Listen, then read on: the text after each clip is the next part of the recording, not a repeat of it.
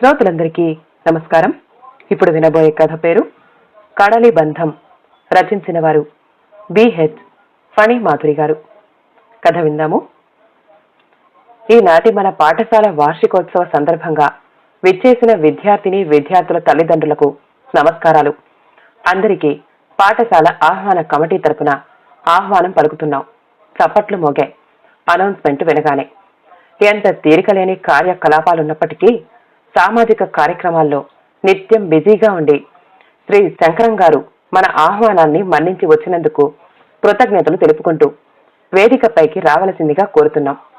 ఓ అందమైన యువకుడు blue colour full hands Raymond shirt, grey colour ప్యాంటుతో, బాగా పాలిష్ చేసిన బ్లాక్ అంబాసిడర్ షూస్ తో, ఠీవైన నడకతో వేదికపైకొచ్చి కుర్చీలో కూర్చోవడం, కమిటీ వారు పూలదండతో సత్కరించడం వెంటనే జరిగిపోయాయి.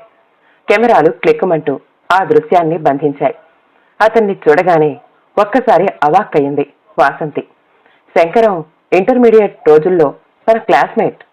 భర్త పాల్గొనే సేవా కార్యక్రమాల్లో తాను పాల్గొంటూ వారికి నిత్యం చేదోడు వాదోడుగా ఉంటూ మన ఆహ్వానాన్ని మన్నించి ఈ సమావేశానికి విచ్చేసిన శంకరం గారి సతీమణి శ్రీమతి సుబ్బలక్ష్మి గారిని కూడా వేదికపైకి రావలసిందిగా సవినయంగా విజ్ఞప్తి చేస్తున్నాను. నల్లగా బొద్దుగా ఉన్న ఓ 5 అడుగుల 2 అంగుళాల యువతి సిగ్గుపడుతూ వేదికనెక్కి తన భర్త పక్కనే ఉన్న కుర్చీలో ఒదుగుతూ కూర్చుంది. ఈసారి నిజంగానే మూర్ఛ వచ్చినంత పనయింది వాసంతికి. తన కళ్లను తానే నమ్మలేకపోతోంది. ఆ సుబ్బలక్ష్మి తమ కాలేజీ అటెండర్ నరసింహం కూతురు సుబ్బులు అలియాస్ సుబ్బలమ్మ. ఒక్కసారి స్టేజీపై ఉన్న శంకరం సుబ్బలక్ష్మిలను తదేకంగా రెప్ప వాల్చకుండా చూడడం వల్ల కాబోలు వాసంతి కళ్లమ్మట నీళ్లు కారసాగాయి. అనుమానం నివృత్తి చేసుకోవడం కోసం పక్కనే కూర్చుని ఉన్న ఆ పాఠశాల ఉపాధ్యాయురాలిని అడిగింది. ఆవిడ ఎవరు అని. తన సందేహం పూర్తిగా తీరుస్తూ నరసింహం కూతురిగా, శంకరం గారి భార్యగా సమాధానం వచ్చింది. ఈ సమావేశానికి తను ఎందుకు వచ్చింది అప్పటికి గాని స్ఫూరణకు రాలేదు వాసంతికి. పక్కనే ఉన్న హరిని పరికించింది. వాడు తదేకంగా బహుమతి కోసం ఆశగా ఎదురు చూస్తున్నాడు కాబోలు. తనను పట్టించుకున్నట్లు లేదు. వాడు 2వ తరగతి చదువుతున్నాడు. వాడికి తెలుగు కంఠస్థ పద్య పఠనంలో ప్రథమ స్థానం రావడం, బహుమతిని స్వీకరించడానికి రమ్మనమని కబురు రావడం వల్ల తను వచ్చానన్న సంగతి గుర్తుకొచ్చి ఒక్కసారి నవ్వుకుంది. హరి తన ఏకైక బిడ్డ. ఉపన్యాసాలు మొదలయ్యాయి. వాసంతి మనసు అనేక ప్రశ్నలను సంధిస్తూ పరిభ్రమింపసాగింది. ఈ శంకరం సుబ్బలక్ష్మిలు తనకు బాగా పరిచయమైన శంకర్ సుబ్బలమ్మలేనా? శంకరం సుబ్బలక్ష్మిని ఏం చూసి వివాహం చేసుకున్నట్లు? లేక తన ఆలోచన తనకే సిగ్గనిపించింది. ఆస్తి, అంతస్తు, అందం, హోదా అన్నీ ఉన్న శంకర్కి ఈ నల్ల ముద్దులా ఉండే ఈ అనాగరిక సుబ్బులమ్మ అర్ధాంగి ఎలా అవ్వగలిగింది? అసలు వారి వివాహం ఎవరి ప్రమేయంతో, ఏ సందర్భంలో అయ్యుంటుంది?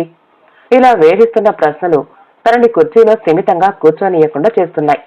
ఉపన్యాసాలు ఒకవైపున సాగుతూ ఉండగానే వాసంతి మనసు గతంలోకి వేగంగా జారిపోయింది. అవి తాను రాజమండ్రిలో ఇంటర్మీడియట్ చదివే రోజులు. ఆ 2 ఏళ్లు 2 రోజుల్లా ఆనందంగా గడిచిపోయాయి. కాలేజీకి వెళ్లే ప్రతిరోజు ఎంతో ఉల్లాసంగా ఉండేది. సెలవుల్లో కూడా స్పెషల్ క్లాసులుంటే బాగుండేది అని గాయత్రి అంటూ ఉండేది. గాయత్రి తన పిన్నిగారమ్మాయి. తమ క్లాసులోనే చదివేవారు. శంకర్, సునీల్, రవి, గిరీష్లు. వీరి అల్లరికి అందరూ భయపడిపోయేవారు. కోతి ముఖ అని పిలిచేవారు. వారందరిలోకి శంకర్ అంటే అందరికీ అబ్బాయిలకు అమ్మాయిలకు కూడా ఇష్టంగా ఉండేది. మంచి స్టూడెంట్. చదువుల్లోనూ ఆటల్లోనూ అతనే ఫస్ట్. కాలేజీలో జరిగే ప్రతి ఫంక్షన్ అతని చేతుల మీదుగానే బ్రహ్మాండంగా జరిగేది. ప్రిన్సిపల్ గారికి, లెక్చరర్లకు కూడా అతనే ఇష్టడు. ప్రియమైన విద్యార్థి. అంత మంచి గుణాలున్నాయి కాబట్టే కాలేజీ ఆడపిల్లలకు అతను ఒక కలల హీరో. ఇంకా తమ క్లాస్మేట్ శ్రావణికైతే అతడే రియల్ హీరో. అతనితో ప్రేమ సామ్రాజ్యంలో రోజంతా విహరిస్తూ ఉండేది. చూపు కోసం పడి చచ్చేది. ఎంత అల్లరి చేసినా కాలేజీలో అటెండర్ దగ్గర నుండి అఫీషియల్ స్టాఫ్ వరకు అతనంటే అందరికీ ఆరాధన ఉండేది. అందరినీ నవ్విస్తూ ఉండేవాడు. కష్టం వస్తే ముందుండి నేనున్నాను, భయం లేదు అనేవాడు. ఫీజు కట్టలేని విద్యార్థులకు అడపాదడపా సహాయం చేసేవాడు. అమ్మాయిలను ఆట పట్టించేవాడు కాదు. ఆ అవకాశం కోసమే కొంతమంది అమ్మాయిలు ఆశగా ఎదురు చూసేవారు. అదే అలుసుగా తీసుకుని నిజంగానే ప్రేమించడం మొదలెట్టింది శ్రావణి. అతని మాటంటే పడి చచ్చేది. అప్పటికే 2వ సంవత్సరంలోకి అడుగుపెట్టారు. విడిపోయే రోజులు వచ్చేసే కొద్దీ శ్రావణి ఆరాటం ఎక్కువైపోయి చదువు మీద ధ్యాస సన్నగిల్లిపోయేలా చేసుకునేది. శ్రావణి గురించి చెప్పాలంటే అందంగానే ఉండేది. డబ్బు, పరపతి, హోదా ఉన్న ఇంట గారాభంగా పెరుగుతోంది. తెల్లగా, నాజుగ్గా, మోడ్రన్ గర్ల్ లా ఉండేది. తరగతిలో నిశ్శబ్దంగా ఉంటూ పాఠాలను తదేకంగా వినేది. వేరే ధ్యాసే లేదు శంకర్ను ప్రేమించడం తప్ప. అది బిడియస్తురాలవ్వడం వల్ల అది వ్యక్తీకరించలేక తన సహాయాన్ని కోరేది. తమ బ్యాచ్ లో ఆడపిల్లలు 3. తమతో శంకరం చాలా సోషల్ గా మూవ్ అయ్యేవాడు. అందువల్లే అది తన పట్ల నమ్మకం పెంచుకుని తన ప్రేమ ఫలించేలా చూడమని అడుగుతూ ఉండేది. వీలు దొరికినప్పుడల్లా మొదట్లో తాను చిరాకు పడేది. కాని అది పడే ఆరాటం, కల్మషం లేని ఆరాధన చూసి సరే అని అనకుండా ఉండలేకపోయేది. అమ్మాయిలు మూతి ముడుచు కూర్చుంటే అబ్బాయిలకు ఏడిపించాలని అనిపిస్తుంది. అదే వారిని ఆట పట్టిస్తూ ఉంటే మన జోలికి రారు అనే సిద్ధాంతాన్ని నమ్మిన దాన్ని కాబట్టి తనతో శంకర్ క్లోజ్ గా ఉండేవాడు. అవకాశం కోసం ఎదురు చూసే తనకు ఓ రోజు ఈవినింగ్ ల్యాబ్ లో ఒంటరిగా దొరికాడు శంకరం, ఫిజిక్స్ ప్రాక్టికల్స్ చేస్తూ. శంకరం, నీకెలాంటి భార్య కావాలి? ఊహించని ప్రశ్నకు ఐశ్వర్యరాయలా ఉంటే చాలు అతని టక్కరి సమాధానం. అయితే ఆలస్యం ఎందుకు? వెళ్ళి ఆమెను రిక్వెస్ట్ చేయకపోయావా? తన నుండి మరో ప్రశ్న. నువ్వు నా తరపున వకాల్తా పుచ్చుకుని ట్రై చేస్తావని ఆగాను. కొంట చూపుతో నిర్లక్ష్య సమాధానం. శంకరం గురించి శ్రావణి తనను పదే పదే ప్రాధేయపడడం, చదువులో అది పోగొట్టుకుంటున్న శ్రద్ధ ఏదో ధ్యాసలో ఉన్నట్లు ఈ మధ్య కనిపించడం జ్ఞాపకం వచ్చి ఇంకా ఆలస్యం చెయ్యకూడదు అని ఇదే సమయం సరైనది అనుకుంటూ శ్రావణిపై నీ అభిప్రాయం ఊహించని ఈ తరహా ప్రశ్నకు ఒక్కసారి నిశ్చేష్టుడైనట్లు అనిపించాడు శంకరం. ఆమెపై ఏ నిశ్చితమైన అభిప్రాయం నాకు లేదు. ఉండవలసిన అవసరం ఏముంది? అయినా ఆ అమ్మాయి మంచి అమ్మాయి. తరగతిలో రిజర్వ్డ్గా ఉంటూ బాగా చదువుతుంది స్పష్టంగా చెప్పాడు. నువ్వంటే బాగా ఇష్టపడుతోంది. మనసారా అది నిన్నే ఆరాధిస్తోంది. నువ్వు అంగీకరిస్తే వాళ్ళ నాన్నగారి ద్వారా మీకు కబురు పంపుతాను అంటోంది. సాగదీయకుండా అసలు విషయం బయట పెట్టాను. నాకిష్టం లేదు. నేనిప్పుడే పెళ్లి చేసుకోను. తనకు నచ్చిన మంచి పొజిషన్ లో ఉన్న మరొకడిని ఎంచుకుని సుఖపడమను. సంభాషణ పొడిగించడం ఇష్టం లేక కాబోలు వడివడిగా నడుచుకుంటూ ల్యాబ్ వదిలి వెళ్లిపోయాడు శంకరం. ఇంత అందమైన అమ్మాయి ఏరి కోరి వస్తే కాదంటున్నాడంటే అతనికి కావలసిన అమ్మాయి ఏం మిస్ యూనివర్స్ అయ్యుండాలి అనిపించింది తనకు. అదే విషయం శ్రావణికి నెమ్మదిగా చెప్పి అతనిపై ఆశ వదులుకొని బుద్ధిగా చదువుకోమని సలహా ఇచ్చింది. తర్వాత రోజు నుండి శ్రావణి అసలు కాలేజీకే రావడం మానేసింది. పెద్ద తప్పు చేశానేమో అని అనిపించింది ఆ రోజు. ప్రతిరోజు శంకరం బ్యాచ్ ను మా తెలుగు లెక్చరర్ తిడుతూనే ఉండేవాడు. ఆడపిల్లల్ని చూసి నేర్చుకోండిరా, చదువు సంధ్య లేకుండా వెధవ తిరుగుళ్ళు మీరును అంటూ ఉంటే వారిని కావాలని వెనక్కి చూసి వెక్కిరించేవాళ్ళం. వాళ్లు కూడా తక్కువేం తినలేదు. కెమిస్ట్రీ మేడం క్లాస్ లో చెప్తాం మీ పని అని ఎగతాళి చేసేవారు. ఆ మేడం ఎప్పుడు వారినే వెనకేసుకొస్తూ మమ్మల్ని తిడుతూ ఉంటుంది. ఆవిడ ఫ్యాషన్ పరేడ్ కు వెళ్లేటట్లు మేకప్ చేసుకోవచ్చు. మేం మాత్రం సాంప్రదాయ దుస్తులతో సాదాగా కాలేజీకి రావాలి. అంచేత ఆ మేడంని చూస్తే మా అందరికీ కోపంగా ఉండేది. శంకర్ అందరి అమ్మాయిలను అవకాశం ఉన్నప్పుడల్లా ఏడిపిస్తూనే ఉండేవాడు. ఆఖరికి మా కాలేజీ ప్యూన్ నరసింహం కూతురు సుబ్బులమ్మను కూడా వదిలేవాడు కాదు. నల్లగా బొద్దుగా తుమ్మ ముద్దులా ఉండేదది. చదువుకోమంటే నాకు చదువు రాదు అంటుంది. నరసింహం అప్పుడప్పుడు చెప్తూ బాధపడుతూ ఉండేవాడు. 6వ తరగతి వరకు చదువు మానేసింది. ఒట్టి అమాయకురాలు. ఎలా బతుకుతుందో ఏమో. నేను బతికున్నంత వరకు బాధ లేదు. తర్వాత దానికెవరు చూస్తారు? దాని బతుకేంటి అనేదే నా చింతమ్మా అంటూ నరసింహం అందరితోనూ వాపోయేవాడు. భగవంతుడే ఉన్నాడని సరిపెట్టుకునేవాడు అతనే. ప్రతిరోజు సుబ్బులమ్మ వాళ్ళ అయ్యకు మధ్యాహ్నం భోజనం పట్టుకుని కాలేజీకి వస్తూ ఉండేది. నరసింహం భోజనం చేసే వరకు ఉండి ఆ గిన్నె పట్టుకుని వెళ్లిపోయేది. భోజనం టైంలో వచ్చి రాని ఇంగ్లీష్ లో మాట్లాడుతూ నవ్విస్తూ ఉండేది. దాని అమాయకత్వానికి అందరికీ జాలి వేసేది. నరసింహంపై సానుభూతి కలిగేది. శంకరం సుబ్బలమ్మను చిన్న కల్పనారాయ్ అని పిలుస్తూ ఏడిపిస్తూ ఉండేవాడు. సుబ్బులమ్మ పేరు బాగోలేదని దాన్ని మార్చమని రోజు వాళ్ళ నాన్నతో గొడవ పడేదట. కొన్నాళ్లు రావడం మానేసింది. అప్పటి నుండి వాళ్ళ నాన్న సుబ్బలక్ష్మిగా పిలిచేవాడు. ఈ విషయం నరసింహమే ఒకరోజు మాతో చెప్పడం వల్ల తెలిసింది. ఆ రోజు నుంచి అందరం సుబ్బలక్ష్మి అనే పిలిచేవాళ్ళం. ఇది విన్న మగపిల్లలు మాత్రం ఆ అమ్మాయిని సుబ్బాయమ్మ, సుబ్బులమ్మ అంటూ ఏడిపించేవారు. కొంతకాలం ఆ మాటలకు భయపడి మరలా కాలేజీకి రావడం మానేసింది. నరసింహం బ్రతిమాలి, ఆ బాబులు సరదాగా పిలుస్తారు అంతే, అందరూ మంచి బాబులే, మనల్ని ప్రేమగా చూస్తారు అంటూ చెప్పి కోపాన్ని తగ్గించి తిరిగి వచ్చేలా చేశాడు. మొత్తానికి కాలచక్రం గిర్రున తిరిగి మమ్మల్ని విడదీశాయి. మా కాలేజీలో డిగ్రీ లేకపోవడం వల్ల ఎవరికి వారు వేరు వేరు చోట్లకు వెళ్లిపోవడం జరిగింది. కొంతమందికి వివాహమయ్యి వేరొక ఊర్లో సెటిల్ అవ్వడం వంటివి కూడా సహజంగానే జరిగిపోయాయి. శంకరం కుటుంబం చెన్నై వెళ్లినట్టుగా తర్వాత తెలిసింది. తనకు డిగ్రీ పూర్తయ్యాక శ్రీకర్తో వివాహం జరగడం, ఉద్యోగరీత్యా అతను ఢిల్లీలో ఉండటం మూలంగా ఢిల్లీ వెళ్లిపోవడం జరిగింది. శ్రీకర్కు హైదరాబాద్ లో ఓ మంచి కంపెనీకి ఆఫర్ రావడం, ఆ రీత్యా మేము హైదరాబాద్ మకాం మార్చడం జరిగి బాబును ఇక్కడ జాయిన్ చేశాం. అమ్మా, వాసంతమ్మా హాస్యంగా పిలిచిన ఆ పిలుపుకి ఈ లోకంలోకొచ్చింది. బాగున్నావా అమ్మా? వెనక్కి తిరిగి చూసింది. అతను నరసింహం, అప్పటి తమ కాలేజీ అటెండర్. అప్పటికి ఇప్పటికి అతనిలో మార్పేమీ లేదు. కాకి చొక్కా, కాకి నిక్కరు, భుజంపై తువాలు, బట్టతలతో బొద్దుగా అలాగే ఉన్నాడు. అతనికి ఇరువైపులా 2 పిల్లలు, 7-8 ఏళ్లుంటాయి వారికి. బాగున్నావా నరసింహం? ఈ బాబులిద్దరూ ఎవరు? మా మనవలమ్మ, మా సుబ్బులమ్మ పిల్లలు, ఒకంత గర్వం తొణికిసలాడుతూ చెప్పాడు. ఏమిటి, సుబ్బలక్ష్మికి 2 పిల్లలా? పైగా ఇంత వయసు వచ్చిందా అప్పుడే? అసలు పెళ్ళెప్పుడైంది? ఆశ్చర్యం ఆపుకోలేక గడగడ అడిగేశాను. నరసింహం ఒకంత నిట్టూరుస్తూ, అది ఒక పెద్ద కథ తల్లి. శంకరం బాబు మా పాలిట దేవుడమ్మా, మా సుబ్బులు ఏనాడో చేసుకున్న పుణ్యమమ్మా, ఇంత మంచి భర్త దొరికాడు. కూతురి అదృష్టానికి మురిసిపోతూ చెప్పసాగాడు జరిగిన విషయాన్ని తన బాణిలో.